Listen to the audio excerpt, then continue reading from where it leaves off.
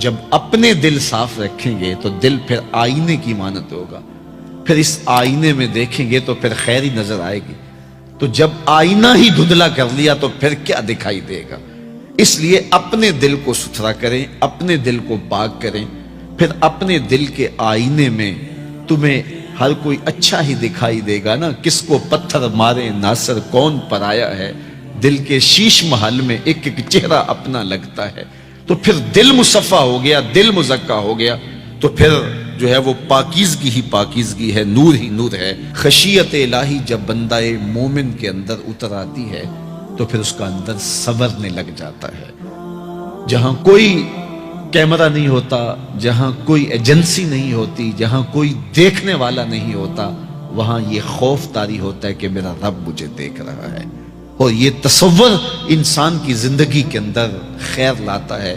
خشیت الہی باطن کو نکھارتی ہے، سجدوں میں لذت پیدا کرتی ہے، رکوع اور قیام میں سرور پیدا کرتی ہے، یہ نیتوں کے اندر خلوص اور للہیت پیدا کرتی ہے، یہ تمہارے اعمال کے اندر حسن پیدا کرے گی۔ اگر اللہ کی خشیت باطن میں نہیں ہے تو کھوکھلے عمل ہوں گے، ریا ان پر مسلط ہو جائے گی، دکھلاوا آ جائے گا، عجب آ جائے گا۔ ہم تو نماز پڑھنے لگ جائیں تو بے نمازیوں کو حقیر سمجھنے لگ جاتے ہیں۔ وہ کیسی نماز ہے جس نے ہمیں تکبر میں مبتلا کر دیا، جس نے ہمارے دماغ میں غرور بھر دیا، ہمیں لوگ بونے بونے اور چھوٹے چھوٹے دکھائی دینے لگے اگر ہم نے جو ہے وہ چند سجدے کر لیے۔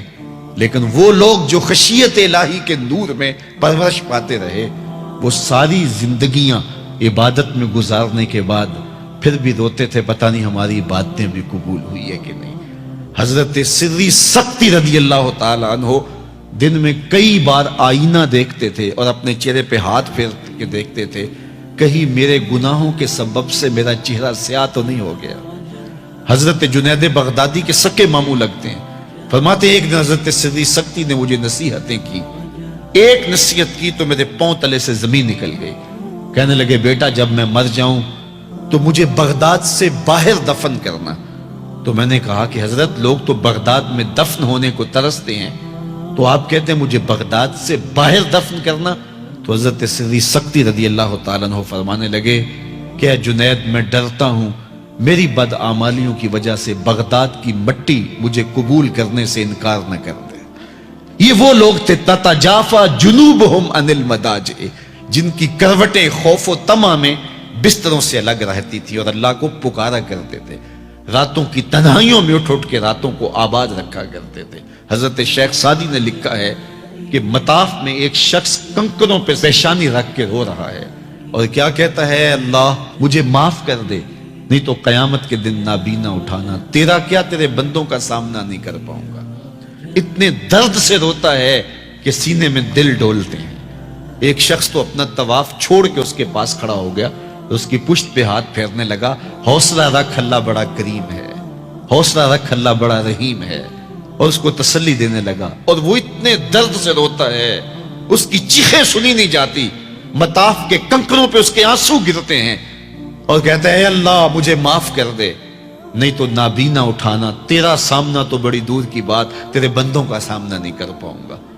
تو اس شخص نے طواف چھوڑ دیا، اس کو تسلی دینے لگا۔ تھوڑی دیر کے بعد وہ شخص جانے لگا، چہرے پہ اس نے پردہ اڑا ہوا تھا۔ تو اس شخص کو تجسس تھا کہ میں دیکھوں یہ کون ہے جو اتنے درد سے روتا ہے اور اس کو سمجھاؤں کہ اللہ بڑا کریم ہے۔ تو وہ اس کے پیچھے چل پڑا، تو جب اس شخص نے نقاب سے پردہ اٹھایا تو اس شخص کی چیخیں نکل گئیں، فائزہ ہوا الشیخ عبد القادر جیلانی۔ تو یہ زاروں کے تار رونے والا شیخ عبد القادر جیلانی تھا۔